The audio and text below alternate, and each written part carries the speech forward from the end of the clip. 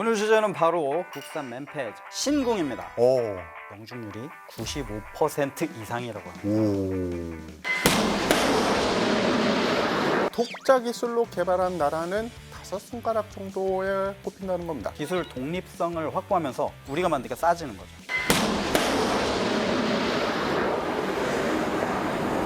십 년 만에 전력화된 것이 바로 신궁입니다. 아니 뭐 한국은 무기체계 개발이 좀 짧아. 고기도 먹어본 사람이 잘 알죠.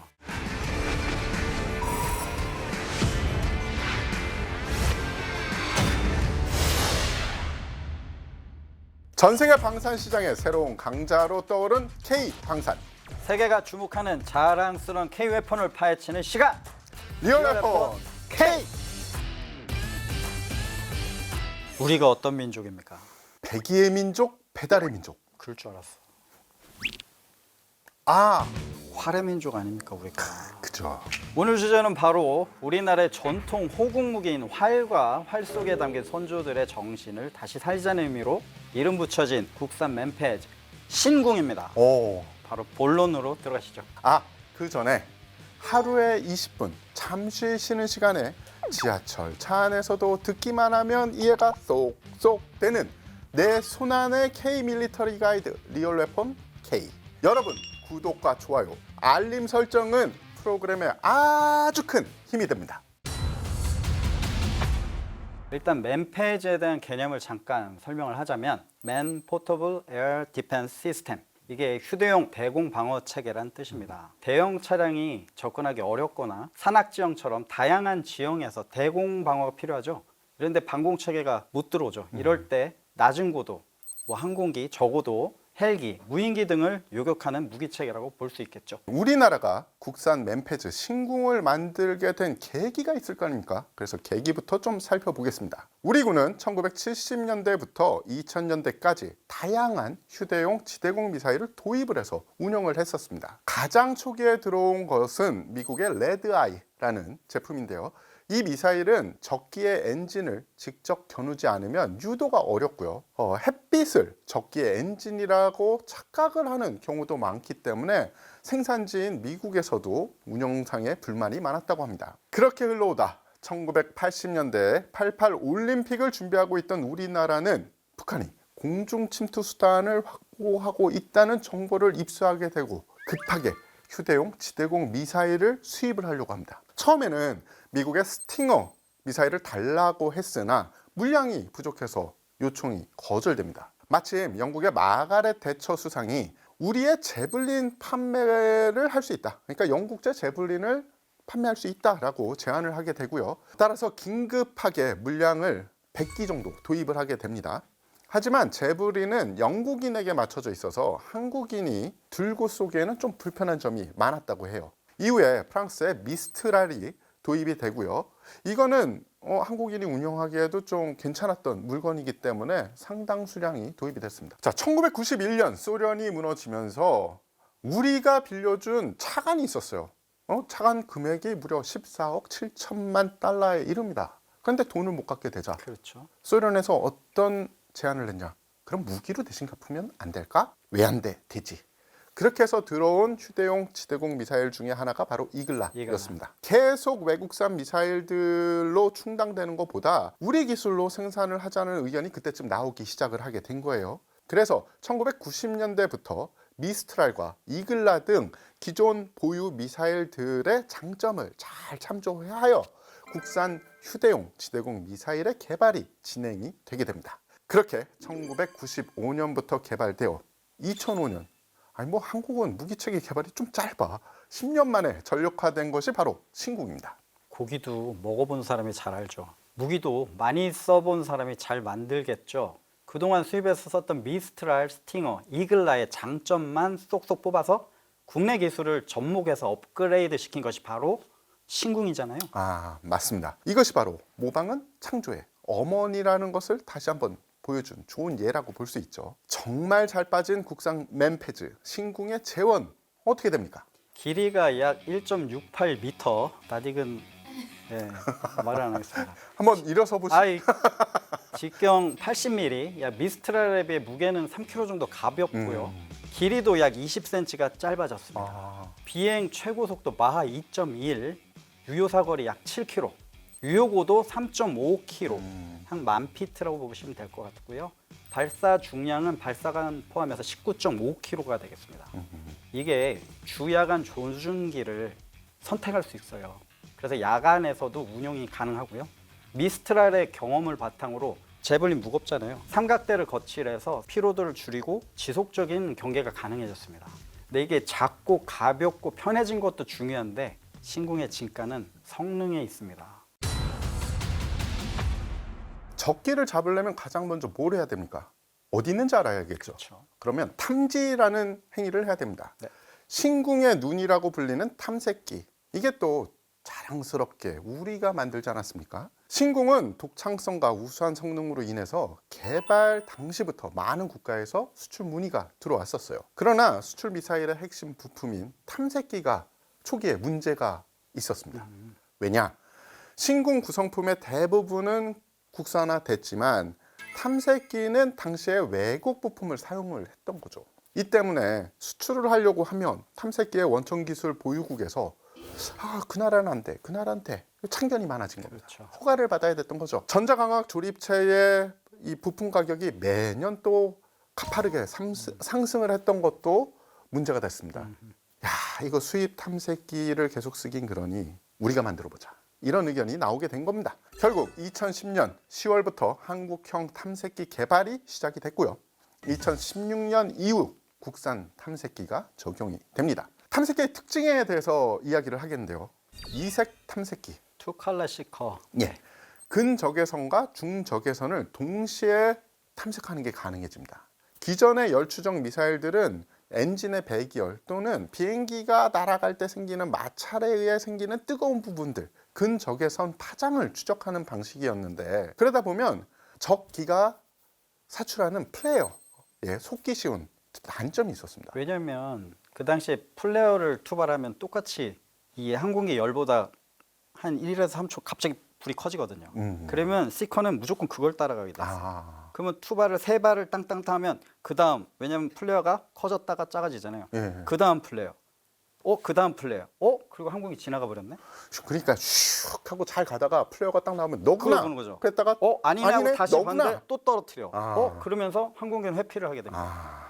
그런데 신궁의 이색 탐색기는 근적외선과 중적외선을 동시에 검출하기 때문에 플레어 같은 기만 장치에 잘 속지 않고 목표를 효과적으로 쫓아갈 수 있었습니다.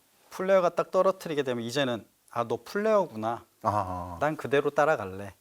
그래서 투 채널을 쓴 거죠. 그러니까 가다가 이렇게 되는 게 아니라 처음에 이런 식으로. 딱 똑같네. 기만체구나 하고 다시 들어가는 거죠. 그래서 투 채널을 쓴 거죠. 그런데 이제 이 탐색기 국산화되면서 초기에 50% 전후에 머무르던 국산화율이 무려 95% 이상으로 올라갔죠. 게다가 기술 독립성을 확보하면서 수출 제한도 이제 문제가 없어지는 거죠. 왜냐하면 우리가 만들었으니까 지속적으로 성능 개량도 가는 거죠. 아까 뭐 2채널인데 나중에 모르겠죠. 3채널, 뭐 IR 뭐 이렇게 갈 수도 있겠죠. 가격 경쟁력도 높아졌죠. 왜? 우리가 만드니까 싸지는 거죠. 정말 자랑스러운 것은 휴대용 대공무기의 탐색기를 독자 기술로 개발한 나라는 10손가락, 아니 5손가락 정도에 꼽힌다는 겁니다. 네. 미국, 러시아, 프랑스, 중국, 그리고 대한민국 정도가 됩니다. 신궁의 성능을 계속 보면은 탐색기로 목표물을 포착을 했으면 이게 아군인지 적군인지 판단을 해야 되지 않습니까? 그것도 합니까? 네. 그래서 신궁에는 여기서 또 용어 나옵니다. 육군의 용어로는 피하 식별기, 공군에서는 뭐라고? 저가 식별. 피하 식별기 모드 5가 장착이 5요? 되었다고 합니다. 이게 모드포하고 5 가장 큰 차이점은 모드포는 이제 비밀 암호 하나만 쓰거든요. 이게 맞으면 적이다, 나다, 육군에게는 피다, 아다 이게 되는데 5는 그게 아닙니다. 다중적인 알고리즘을 가지고 있어요. 예를 들어서 우리 태 기자님께서 목표물이고 내가 저가식별기라고 치면 하나 물어볼게요. 내 별자리는? 궁수자리. 이러면 처음엔 끝났어요. 그게 모드4에서. 모드 4. 예. 네. 그런데 모드 5 좀 더 필요합니다. 왜냐하면 해킹 뭐 이런 문제도 있고 내 별자리는 궁수자리. 내 이름은 아재. 오늘 아침 나 뭐 먹을게? 무슨 반찬? 아침밥. 개구리 반찬일 줄 알았는데 이렇게 하면 우리 편이 아니구나. 다충적인 체계로 간 것을 이렇게 쉽게 얘기를 한 건데 그러니까 여러 번 검증을 해서 확실하게 아군인지. 식별을 한다. 예. 아, 그렇군요. 아재님의 설명에 덧붙여서 피하 식별기 모드 5에 대해서 조금 더 말씀을 드리자면 비대칭 암호 방식을 활용해서 신뢰도 역시 강화했습니다.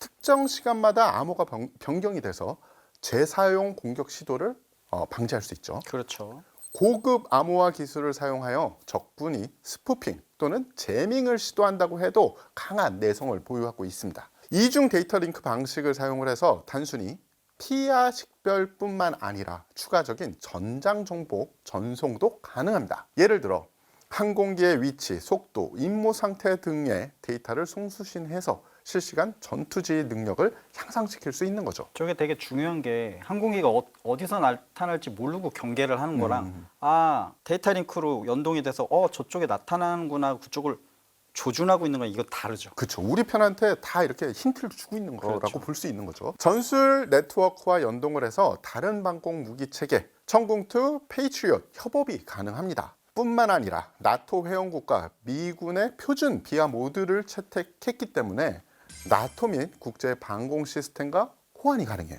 상호 운용성이란 얘기죠. 아군 적군을 식별했으면 이제 뭘 해야 됩니까? 요격해야죠. 그렇죠. 미사일은 이제 유도 방식이 나오겠죠. 이제 유도 방식에 대해서 좀 알아보겠습니다.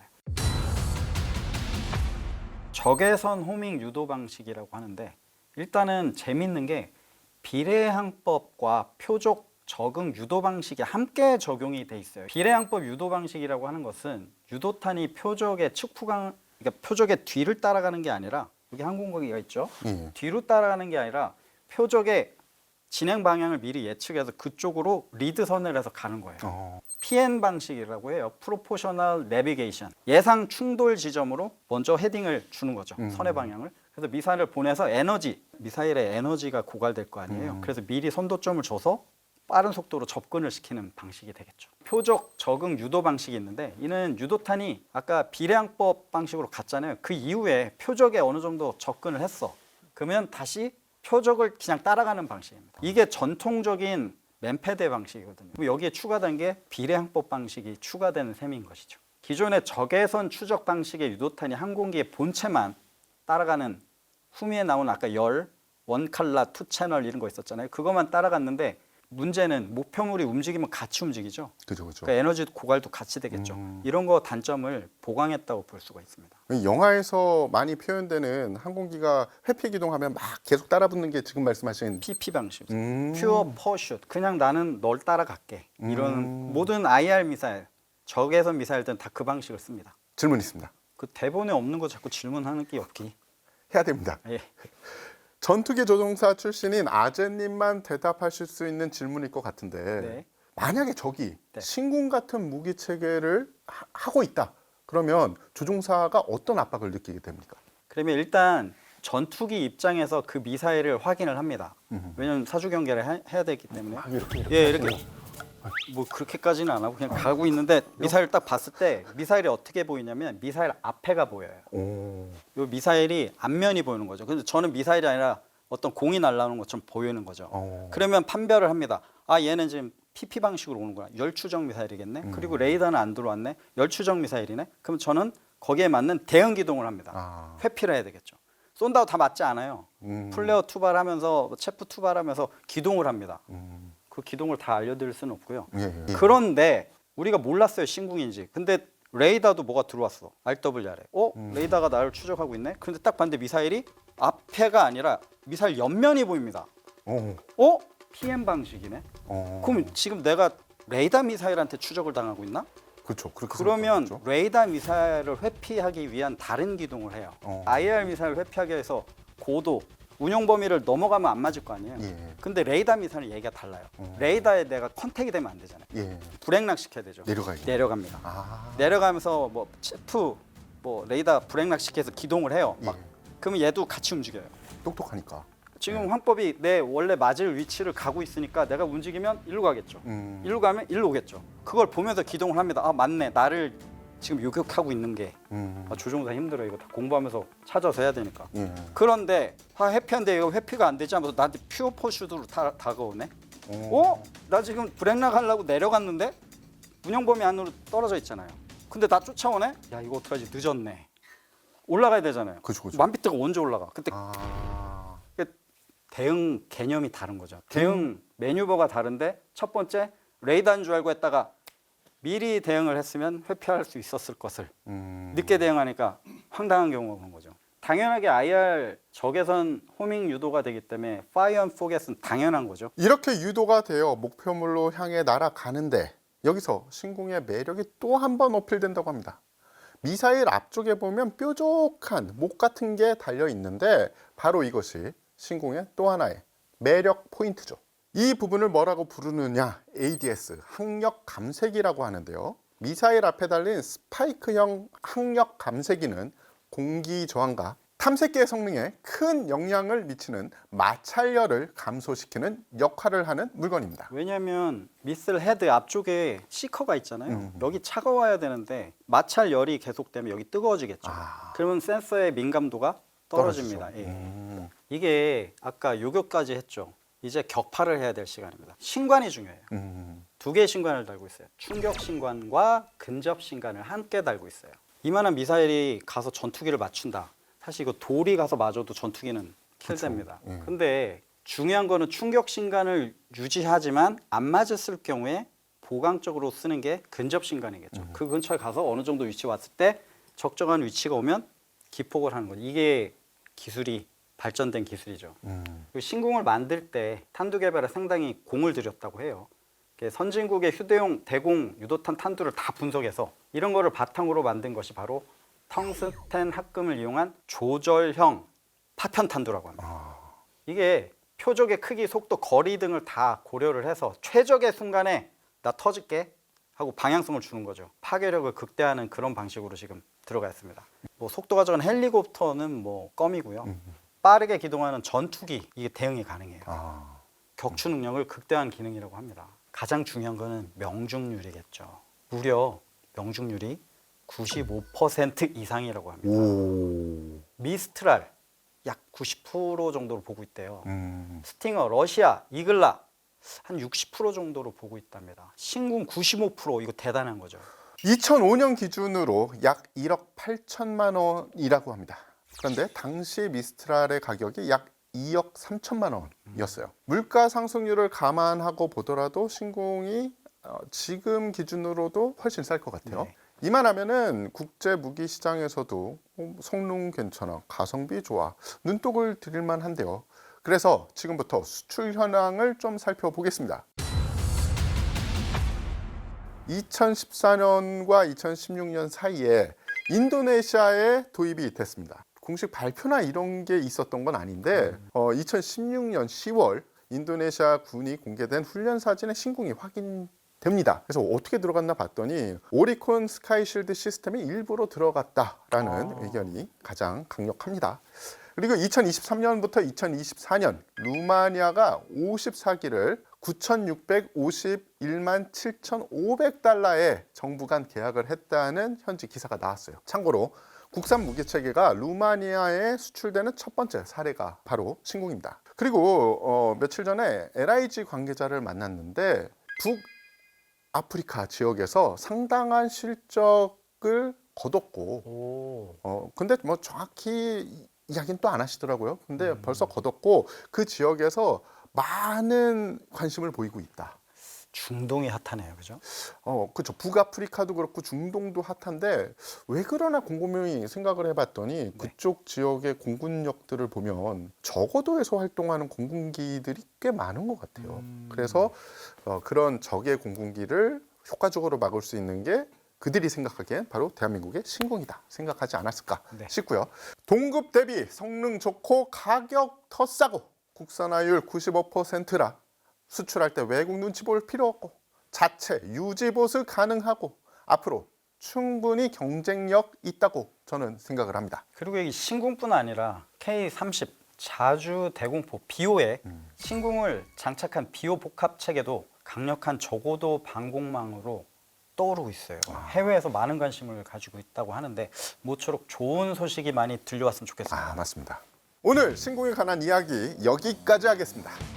대한민국이 세계 4대 방산 강국이 되는 그날까지 저희도 응원하겠습니다. 감사합니다.